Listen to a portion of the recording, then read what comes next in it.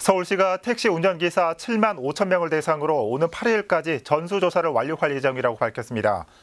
강남구의 한 택시 회사와 관련해 코로나19 신규 확진자가 10명 나온 데 따른 겁니다. 관련해서 취재기자와 얘기 나눠보겠습니다. 이재용 기자.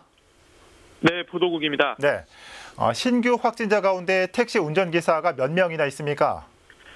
네, 서울시는 지난달 23일부터 법인 택시 2만 6천 명과 개인 택시 4만 9천 명을 대상으로 전수 조사를 진행하고 있는데요.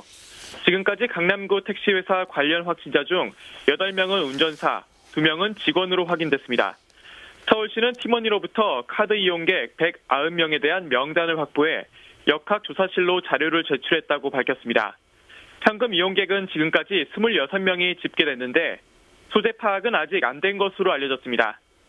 서울시는 어제 법인 택시조합 255개사에 당부 사항을 전달했고 개인 택시 조합에선 오늘 4만 9천 명의 조합원에게 내용을 전송할 예정입니다. 당부 사항엔 인후염과 발열 등의 증세가 있으면 즉시 운행 중단과 배치 금지, 확진자가 발생하면 시택시 물류과로 연락하라는 내용이 담겨 있습니다. 또 오는 8일까지 택시 운전사들이 전수 검사에 응할 것을 독려하고 승객이 현금 결제를 할 경우엔 하차전에 탑승 일시와 전화번호를 기재할 것도 당부했습니다. 다만 택시와 달리 버스는 현금 탑승 대상이 적용되지 않았습니다. 여기에 대해 서울시향 관계자는 버스의 경우 운전자와 승객 간의 거리가 있고 현금 이용률이 적다고 답했습니다. 한편 서울시는 지난달 21일부터 31일까지 버스 운전자 2만 1,000명을 대상으로 전수 조사를 진행했는데요. 총 17명의 확진자가 나왔습니다. 그렇군요. 한편 다른 한쪽에서는 헬스장 업주들의 줄지은 방역 조치 불복 시위가 이어지고 있다고요?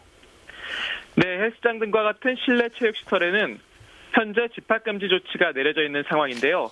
여기에 대해 반발하는 움직임이 확산되는 모양새입니다. 방역 수칙을 지키면서 정상 운영을 하는 곳이 나오고 있는 겁니다.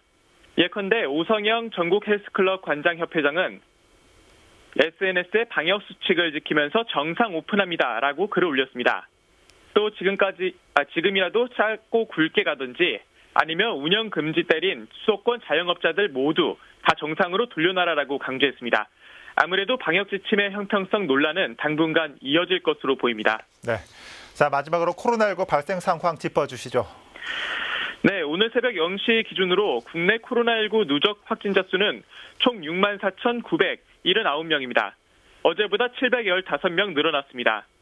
사망자 수는 1,007명입니다.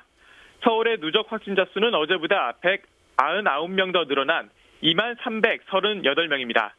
사망자 수는 지금까지 204명입니다. 어제 발표된 정례 브리핑에 따른 서울의 주요 발생 누적 현황은 송파구 교정시설 관련이 1,084명, 구로구 요양병원과 요양원 관련이 210명, 강북구 아동시설 관련이 16명입니다. 지금까지 코로나19 소식 전해드렸습니다. 네, 이재용 기자 수고했습니다. 코로나19 발생 상황 살펴봤습니다.